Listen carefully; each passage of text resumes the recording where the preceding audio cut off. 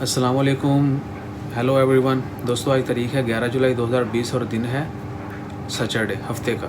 बात करते हैं ओमान में कोरोना केसेस के हवाले से। आज ओमान में कल की निस्बत काफ़ी कम केस जो हैं रिपोर्ट हुए। 1083 केस आज रिपोर्ट हुए हफ्ते को 11 जुलाई को, जिनमें ज़्यादा तादाद जो है वो ओमानियों की है। 786 जो है वो ओमानियों की तादाद है, जबकि 297 जो है वो खारजियों की तादाद है।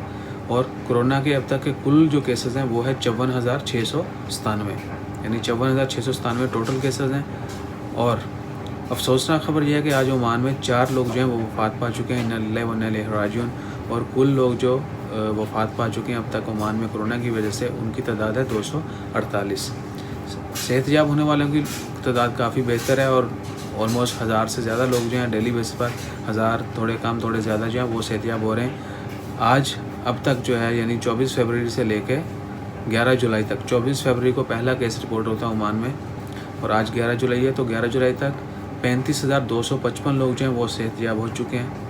और कुल वफ़ात जो लोग पाए हैं उनकी तादाद है 248। कोरोना केसेस की कुल तादाद जो है वो है 54,697।